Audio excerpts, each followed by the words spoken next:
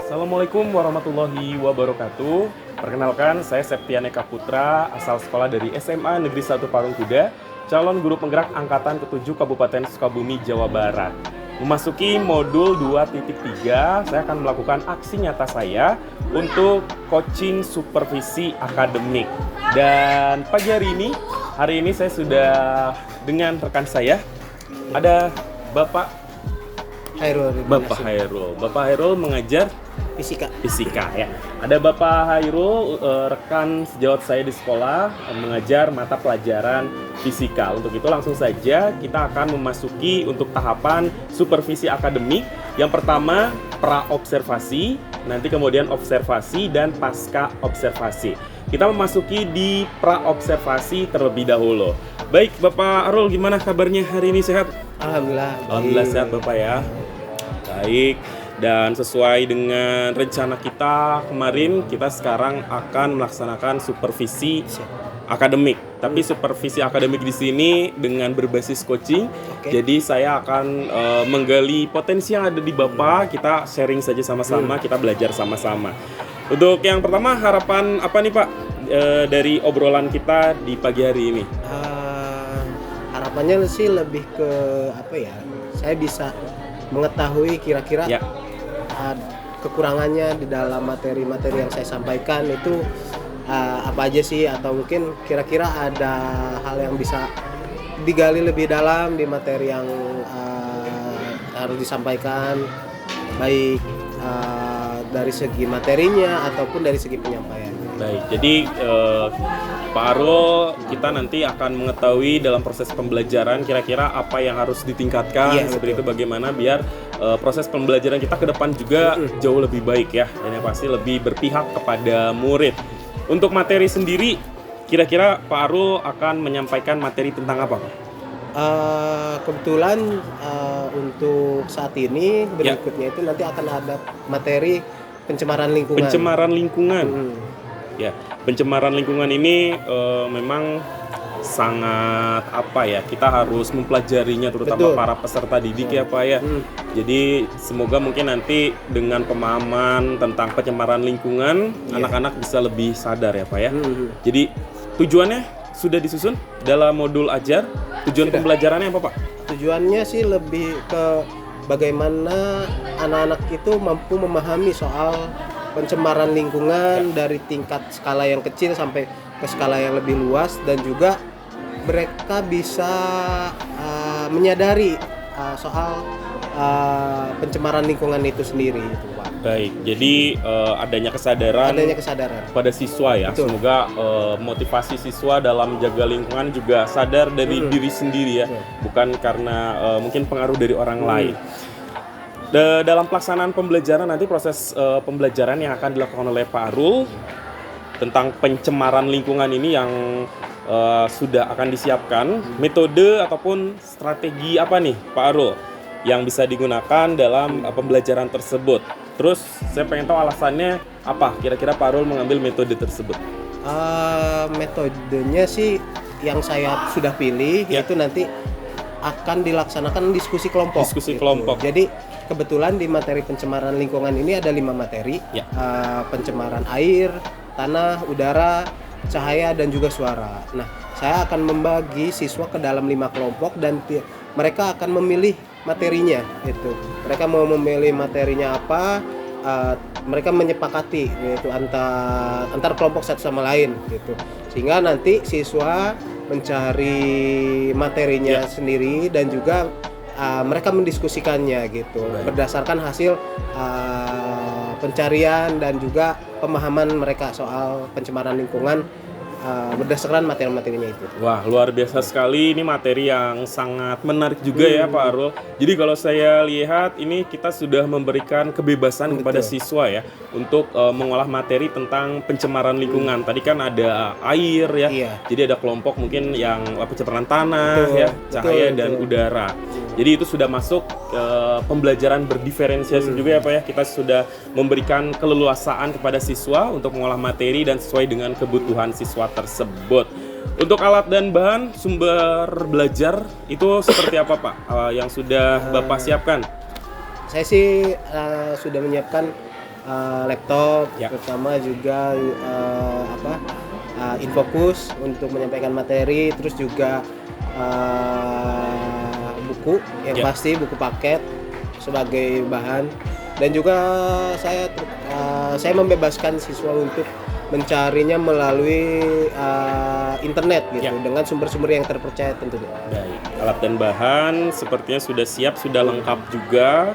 Ini sebagai penunjang juga biasanya Pak ya, kita dalam proses pembelajaran agar anak itu tidak membosankan ataupun semuanya aktif. Kadang memang kita harus mempersiapkan alat dan bahan ini benar-benar secara matang ya, sesuai dengan kebutuhan siswa. Bisa nggak Pak ceritakan sedikit saja nanti pembelajaran yang akan Bapak sajikan nih Pak? Jadi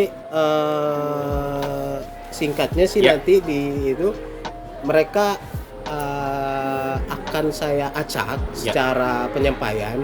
Tiap-tiap kelompok itu akan mempresentasikan hasil ya istilahnya saya akan memberikan tugas soal bagaimana mereka mencari definisi soal pencemaran tersebut dan juga penyebabnya dari pencemaran tersebut, lalu hal apa sih yang bisa dilakukan untuk menangani pencemaran tersebut, dan juga contoh-contoh dari pencemaran tersebut gitu berdasarkan materinya masing-masing, sehingga nanti anak-anak berdasarkan kelompoknya akan memiliki pengetahuan yang mendalam dan mereka bisa menyampaikan terhadap kelompok lain yang tidak mendapatkan materi tersebut, sehingga diharapkan seluruh siswa di kelas tersebut bisa memahami secara keseluruhan materi soal pencemaran lingkungan tersebut. Baik, jadi selain tadi diskusi mungkin sudah masuk juga ini ke dalam tutor sebaya Pak ya. Jadi anak tersebut memang kadang belajarnya lebih mudah dengan teman sendiri ya Pak ya. Jadi kenapa juga saya memilih metode diskusi, saya mengharapkan bahwa itu bisa diobrolkan gitu, itu bisa jadi bahan diskusi di luar daripada pelajaran fisika gitu. Jadi mereka bisa membahas hal tersebut saat sedang bermain ataupun saat sedang mengobrol santai di kantin entah dimanapun gitu, sehingga mereka bisa mengingatkan satu sama lain bahwa pencemaran lingkungan itu banyak jenisnya, banyak, dan kita bisa banyak melakukan apapun, dan mereka bisa juga saling mengingatkan satu sama lain tentunya. Wah, luar biasa. Sepertinya tahapan pembelajarannya Bapak Rul sudah siap nih ya untuk melakukan. Nanti kita sama-sama observasi. Jadi kalau dari skala 1 sampai 10 persiapannya sudah berapa Pak? 9 lah. Sudah 9 ya, tinggal beberapa sedikit lagi ya. Baik. Untuk materi sendiri biasanya kan ada nih materi yang dianggap sulit. Menurut berdasarkan pemikiran Bapak, jika ada materinya apa Pak? Alasannya seperti apa? Materi yang cukup agak sulit itu adalah pertama soal pencemaran cahaya dan juga pencemaran suara sih itu. Alasannya kenapa? Karena terkadang itu tidak dianggap pencemaran juga karena memang suara dan cahaya itu sesuatu hal yang tidak bisa kita lepaskan dari kehidupan gitu. Sedangkan pada pencemaran air, pencemaran tanah, juga pada pencemaran udara itu banyak diakibatkan oleh aktivitas manusia. Sedangkan pada pencemaran cahaya dan suara itu sangat minim sekali diakibatkan oleh aktivitas manusia. Lebih banyaknya terkadang alam sendiri itu yang menjadi penyebab bahwa pencemaran itu terjadi itu. Baik. Jadi pencemaran suara ini juga mungkin untuk prakteknya sulit, agak sulit gitu untuk mencontohkan gitu. Betul. Tidak terlalu banyak contoh soal bagaimana bentuk pencemaran suara dan juga bagaimana bentuk pencemaran cahaya gitu, minim dan juga karena memang secara efektivitasnya pencemaran suara dan pencemaran cahaya itu tidak terlalu memiliki dampak yang serius gitu sebetulnya. Baik, itu dia Pak Arul. Sementara untuk selanjutnya kompetensi apa nih Pak yang nantinya setelah anak-anak mempelajari materi dari Bapak itu akan mendapatkan kompetensi apa yang akan mereka miliki? Yang pertama sih yang pasti kesadaran diri, kesadaran individu soal bagaimana siswa-siswi ini paham soal pencemaran lingkungan gitu, baik dalam skala kecil, skala individu yang dilakukan oleh sendiri-sendiri, dan juga pencemaran lingkungan dalam skala global gitu, bagaimana aktivitas manusia bisa berdampak terhadap pencemaran lingkungan itu. Yang pertama soal kesadaran individunya, kedua juga kesadaran sosialnya, bagaimana mereka berkehidupan di masyarakat itu. Hal apa saja ya sih yang kira-kira bisa memberikan dampak terhadap pencemaran lingkungan, dan juga saya mengharapkan bahwa siswa-siswi ini bisa mencegah hal tersebut sedini mungkin dari diri mereka sendiri gitu. Ya, itu dia kompetensinya berarti sudah banyak sekali ya. Kalau saya lihat juga berarti sudah terintegrasi dengan KSE. Kompetensi sosial emosional yang tadi sudah Pak Arul sebutkan. Jadi siswa mendapatkan kesadaran diri, kesadaran sosial, maupun nanti siswa tersebut bisa jadi keterampilan berhubungan sosial dengan berdiskusi tersebut. Baik, nggak kerasa nih Pak Arul, ini sudah mantap. Nanti kita tinggal observasi. Jadi apa yang terakhir nih, apa yang perlu mendapatkan perhatian khusus pada pembelajaran kali ini? Perhatian khususnya lebih ke bagaimana sih, lebih ke mengarahkan siswa gitu. Siswa ya, benar. Kadang siswa itu ada saja mungkin yang fokus, tapi ada juga yang tidak Pak ya. Itu. Jadi lebih ke bagaimana kita bisa mengarahkan, karena memang namanya ini diskusi antar kelompok gitu, mereka sendiri yang melakukan. Tidak sedikit juga terkadang ada disinformasi yang disampaikan oleh siswa. Jadi mungkin yang jadi perhatian saya adalah bagaimana menyampaikan siswa ini dalam berdiskusi, saya mengarahkannya dengan baik. Baik Pak Arul, jadi sudah siap. Kira-kira mungkin besok kita observasi bisa ya? Siap? Oh siap, baik. Baik, itu dia untuk percakapan supervisi akademik tahap pra-observasi saya dengan Pak Arul. Jadi nanti kita tinggal melakukan observasi. Terima kasih. Wassalamualaikum warahmatullahi wabarakatuh.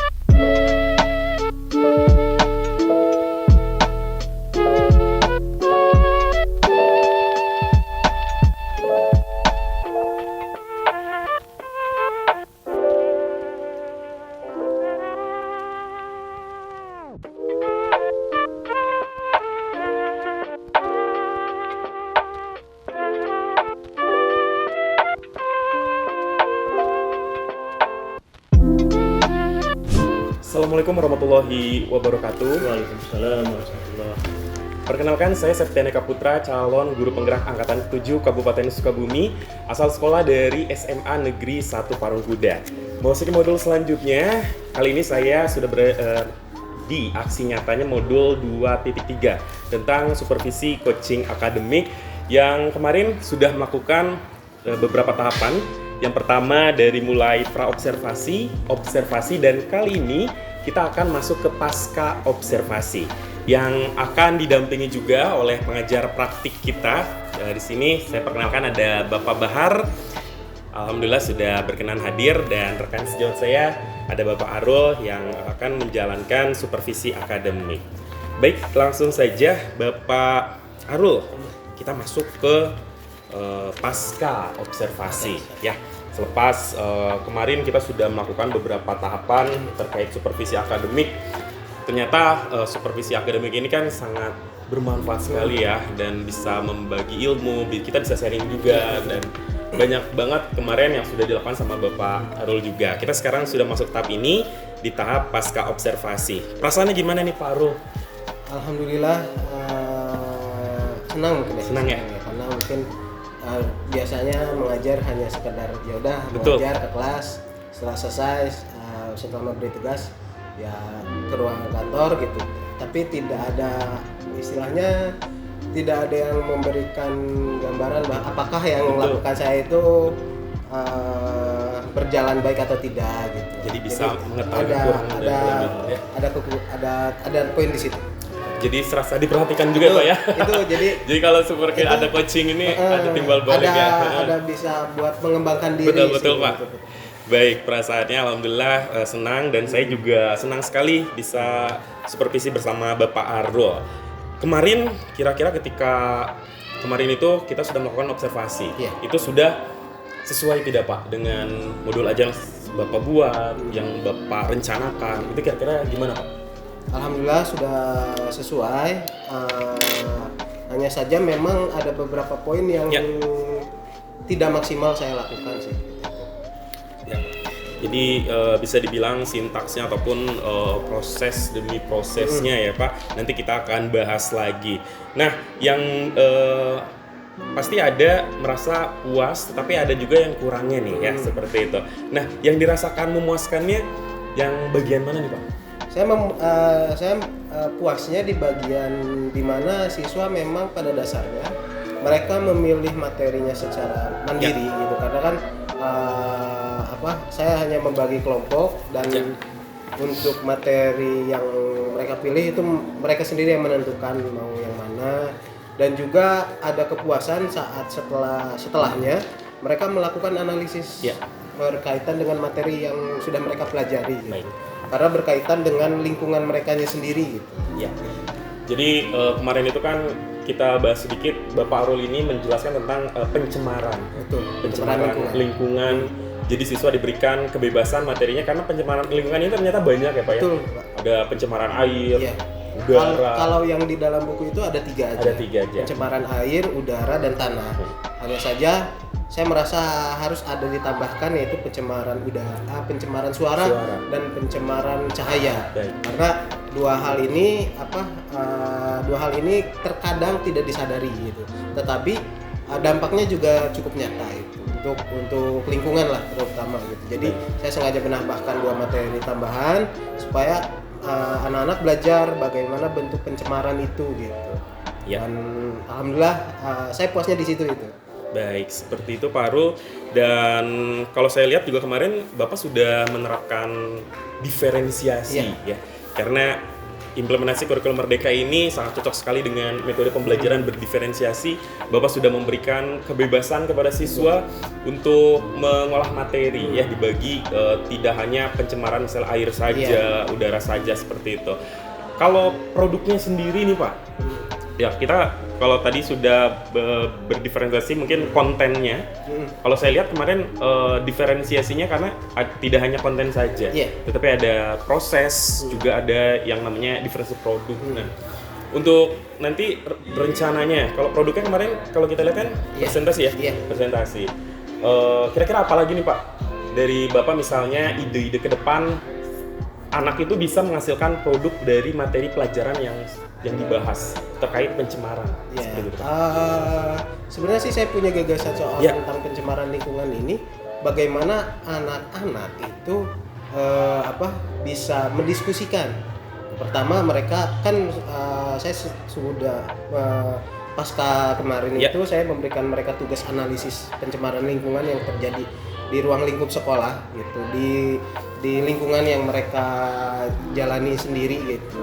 Lalu saya punya gambaran bagaimana analisis ini mereka lakukan secara kelompok dan mereka lakukan secara sekolah, gitu.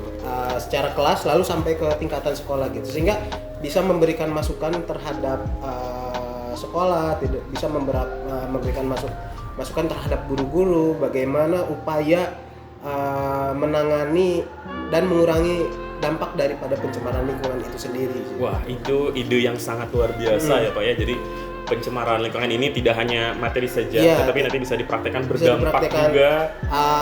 Saya malah pengennya ada satu gerakan gitu. Gimana, dalam entah itu produknya, saya pernah berpikir bahwa ada bank sampah, ada ekobrik gitu juga, itu kan dari produk-produk sampah gitulah istilahnya, yang memang pengennya tuh dia sampai ke sana gitu.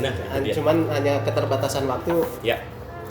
Luar biasa sekali Pak Arul ya. Berarti akan ada tindak lanjutnya dengan ide-ide terbaru Bapak. Itu saya apresiasi.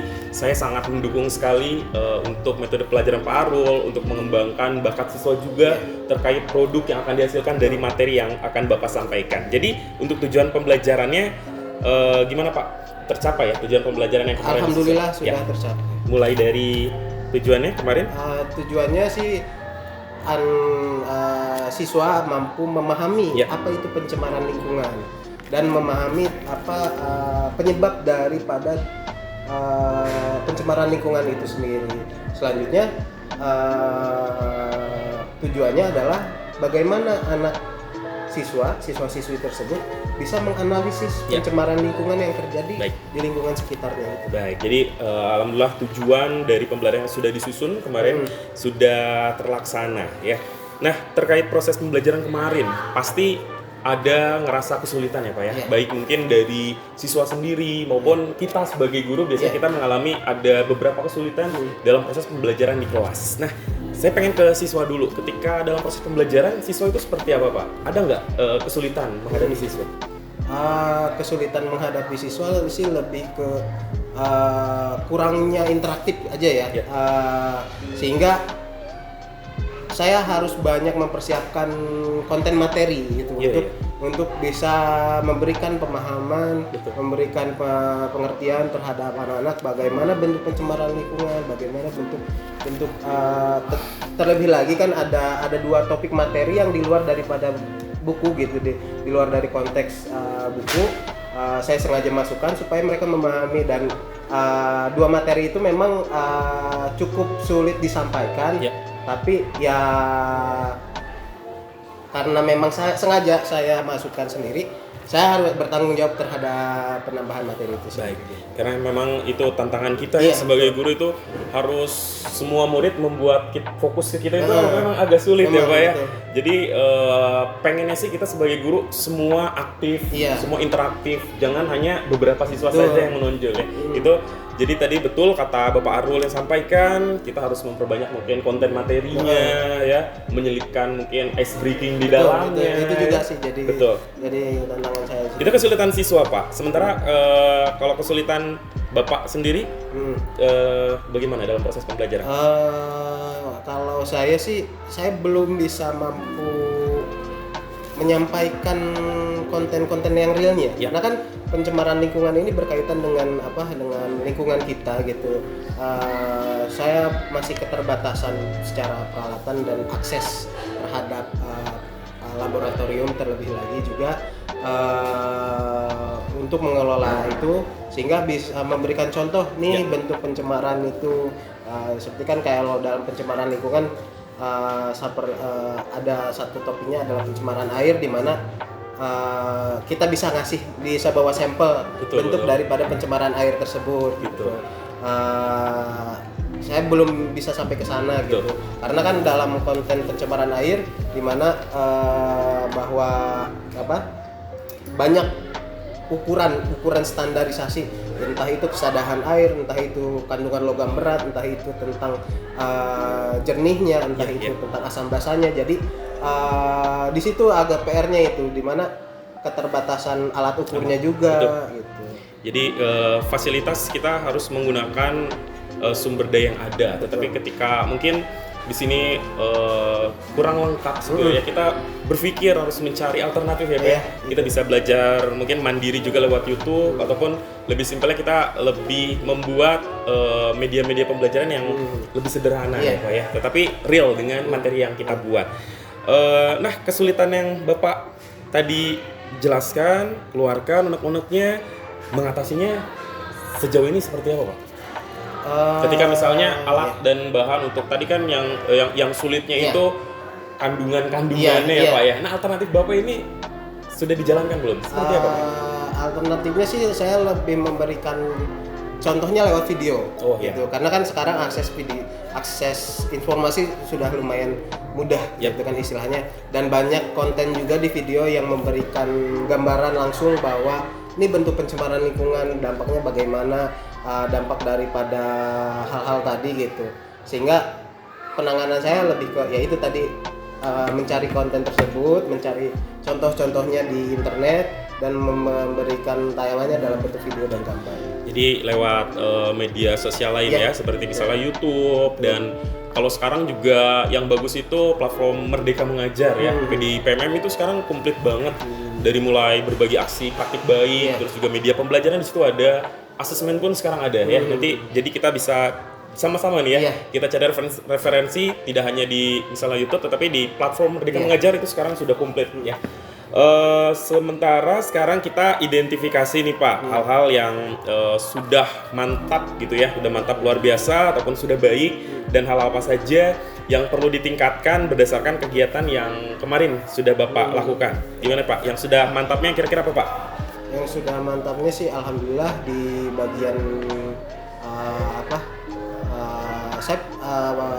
itu analisis siswa. Bagaimana mereka sudah bisa menganalisis lingkungannya sendiri itu. Mereka sehingga saya mengharapkan bahwa mereka punya kesadarannya sendiri terhadap lingkungannya gitu, sesuai dengan konten materi yang dipelajari mereka, sesuai dengan hal yang jadi konsen pembelajaran mereka. Itu mungkin yang jadi ya, menganalisis yang sudah mantap itu. Jadi kekurangannya tadi kita sudah sama-sama bahas, mungkin ya lebih ke banyak media. Nah, yang akan Bapak lakukan selepas yang satu ini, nanti dalam pertemuan selanjutnya ataupun dalam proses pembelajaran selanjutnya, apa Pak kira-kira rencana tindak lanjut Bapak ke depan yang ingin dikembangkan? Yang ingin dikembangkan itu sih tadi, saya pengen tidak hanya sekedar memberikan sampel contoh bentuk pencemaran lingkungan itu, tidak hanya berbentuk gambar dan video saja gitu, tapi saya pengen ngasih bentuk yang langsungnya sendiri gitu. Itu sih yang pengen saya lakukan. Ya, terkait yang ingin dikembangkan ya. Jadi selain dikembangkan dalam proses pembelajaran, biasanya selain metode pembelajaran, media, KSE juga harus ditingkatkan Pak ya. KSE seperti kemarin juga Bapak sudah melatih anak untuk berdiskusi, kerja kelompok, itu juga KSE-nya sudah ditingkatkan. Begitu Pak Arul, alhamdulillah pertemuan singkat ini luar biasa. Gimana rasanya, Plong Pak? Alhamdullah Plong ya, dan jadi, bisa mempunyai ide-ide baru ya. Ada apa ya? Jadi ada teman diskusi sih tempatnya. Jadi tidak hanya sendirian mengajar gitu, tapi ada teman diskusi bagaimana baiknya nih soal materi ini kayak gimana harus disampaikan. Insya Allah tidak hanya di sini saja dalam tugas pendidikan Gurak Mengerah. Nanti ketika Bapak Arul butuh saya, nanti insya Allah saya siap bantu terkait dengan modul ajar. Kita sama-sama sharing metode pembelajaran seperti itu ya Pak ya. Terima kasih. Sehat selalu Bapak Arul. Baik, demikian wawancara saya terkait pasca observasi di modul 2.3. Terima kasih. Wassalamualaikum warahmatullahi wabarakatuh.